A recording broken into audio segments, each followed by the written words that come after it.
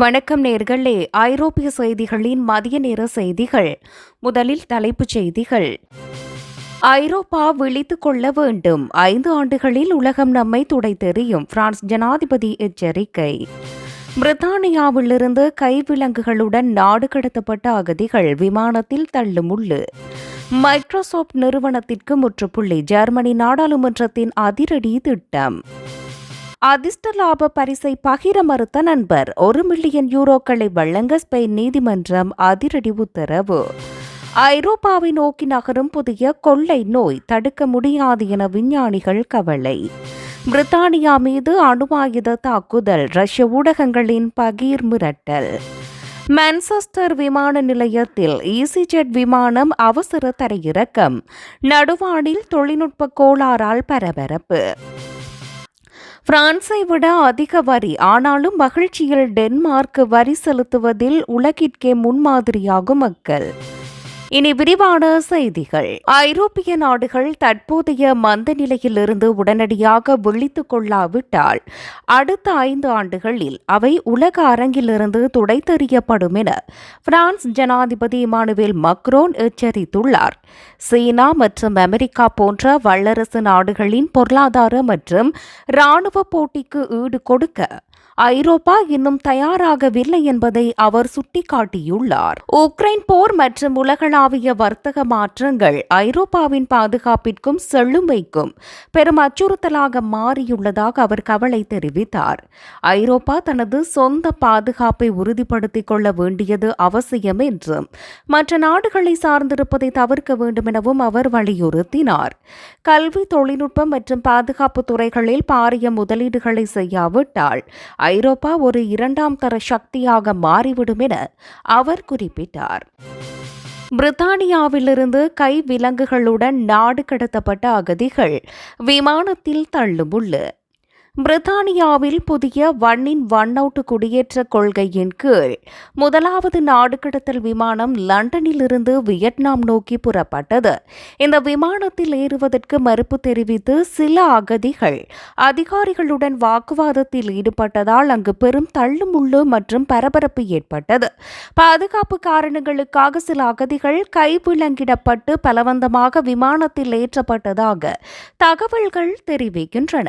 சட்டவிரோதமாக படகுகள் மூலம் பிரிட்டனுக்குள் நுழைபவர்களை கட்டுப்படுத்தும் நோக்கில் இந்த அதிரடி திட்டம் அமுல்படுத்தப்பட்டுள்ளது.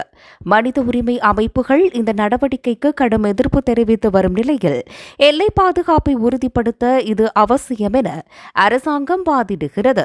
இந்த முதற்கட்ட நடவடிக்கையை தொடர்ந்து வரும் வாரங்களில் மேலும் பல நாடு கடத்தல் விமானங்கள் இயக்கப்படும் என எதிர்பார்க்கப்படுகிறது. மைக்ரோசாப்ட் நிறுவனத்திற்கு முற்றுப்புள்ளி. ஜெர்மனி நாடாளுமன்றத்தின் அதிரடி திட்டம். ஜெர்மனி நாடாளுமன்றம் அமெரிக்காவின் மைக்ரோசாப்ட் மென்பொருட்களை சார்ந்திருப்பதை முற்றிலுமாக தவிர்த்து சுயமாக செயல்பட திட்டமிட்டுள்ளன. இதற்காக சுமார் 480 மில்லியன் யூரோக்கள் மதிப்பிலான பாரிய நிதி ஒதுக்கீடு செய்யப்பட்டு திறந்த மூல மென்பொருட்களுக்கு மாற முடிவு செய்யப்பட்டுள்ளது. தரவு பாதுகாப்பு மற்றும் டிஜிட்டல் இறையாண்மையை உறுதிப்படுத்துவதே இந்த மாற்றத்தின் முக்கிய நோக்கம் என அதிகாரிகள் தெரிவித்துள்ளனர். அமெரிக்க மென்பொருள் நிறுவனங்களின் ஏகபோக ஆதிக்கத்திலிருந்து விலகி ஐரோப்பிய தரவுகளின் பாதுகாப்பை வலுப்படுத்த இந்த நடவடிக்கை உதவும் என எதிர்பார்க்கப்படுகிறது. இந்த மாற்றம் நடைமுறைக்கு வரும்போது நாடாளுமன்றத்தின் கணனிகள் மற்றும் நிர்வாக செயல்பாடுகள் அனைத்தும் புதிய உள்நாட்டு மென்பொருட்களுக்கு மாற்றப்படும். மைக்ரோசாப்ட் நிறுவனத்திற்கு வழங்கப்படும் பெரும் தொகையை சேமிப்பதோடு தொழில்நுட்ப ரீதியாக தற்சார்பு அடைய ஜெர்மனி எடுக்கும் இந்த முயற்சி ஐரோப்பாவில் பெரும் விவாதத்தை ஏற்படுத்தியுள்ளது. அதிர்ஷ்ட லாப பரிசை பகிர மறுத்த நண்பர். 1 மில்லியன் யூரோக்களை வழங்க ஸ்பெயின் நீதிமன்றம் அதிரடி உத்தரவு. ஸ்பெயினில் நண்பர்கள் இருவர் இணைந்து வாங்கிய லொத்தர் சீட்டுக்கு 1 மில்லியன் யூரோக்கள் ஜாக்பாட் பரிசு விழுந்தது. பரிசு தொகை விழுந்தவுடன் லொத்தர் சீட்டை தன்வசம் வைத்திருந்த நபர் நண்பருக்கு பாதியை தருவதாக அளித்த வாக்குறுதியை மீறி முழு பணத்தையும் தானே வைத்துக் கொண்டார். இதனால் பாதிக்கப்பட்ட நண்பர் தங்களுக்குள் இருந்த வாய்மொழி ஒப்பந்தத்தை ஆதாரமாக காட்டி நீதிமன்றத்தில் வழக்கு தொடர்ந்தார்.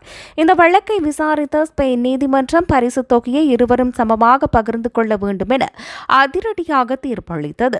பரிசு தொகையை தராமல் ஏமாற்ற முயன்ற நபருக்கு நீதிமன்றம் கடும் கண்டனம் தெரிவித்ததோடு நண்பருக்கு உரிய பங்கை உடனடியாக வழங்க உத்தரவிட்டது. பணம் வரும்போது உறவுகள் மாறும், ஆனால் நீதி மாறாது என்பதை உணர்த்தும் வகையில் இந்த தீர்ப்பு அமைந்துள்ளதாக பலரும் கருத்து தெரிவித்துள்ளனர்.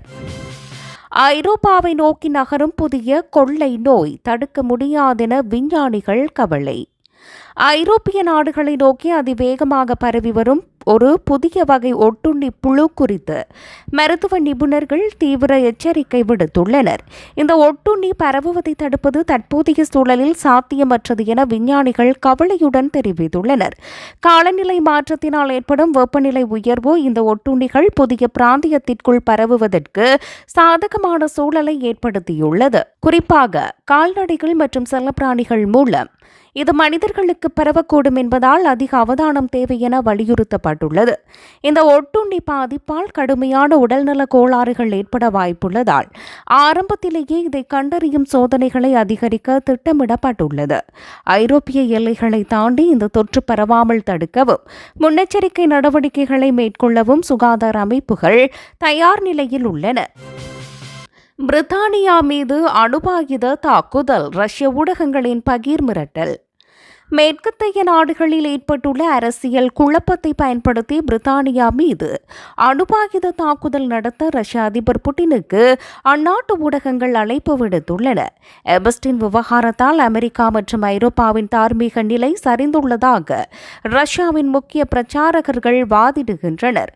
டொனால்டு டிரம்புடன் அமைதி பேச்சுவார்த்தை நடத்துவதை விட இதுவே தாக்குதலுக்கு சரியான தருணம் என அவர்கள் வலியுறுத்தியுள்ளனர். நாங்கள் அணுவாயுத வெறியர்கள் என்று குறிப்பிட்ட ரஷ்ய ஊடகவியலாளர் விளாடிமிர் சோலோவியோவ் தந்திரோபாய அணுவாயுதங்களை பயன்படுத்த வேண்டும் என கோரியுள்ளார். ஈரான் போன்ற நட்பு நாடுகளை பாதுகாக்கவும் மேற்கத்திய நாடுகளின் வீழ்ச்சியை துரிதப்படுத்தவும் ரஷ்யா உடனடியாக போரை விரிவுபடுத்த வேண்டும் என எச்சரிக்கப்பட்டுள்ளது. இந்த ஆக்ரோஷமான மிரட்டல்கள் ஐரோப்பிய நாடுகளில் பெரும் பரபரப்பையும் மூன்றாம் உலகப் போர் குறித்த அச்சத்தையும் மீண்டும் கிளப்பியுள்ளன.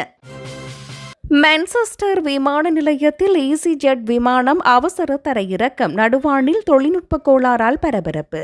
மான்செஸ்டர் விமான நிலையத்திலிருந்து கிரீஸின் கிரீட் தீவை நோக்கி புறப்பட்ட ஈஸிஜெட் விமானம் தொழில்நுட்ப கோளாறு காரணமாக அவசரமாக தரையிறக்கப்பட்டது.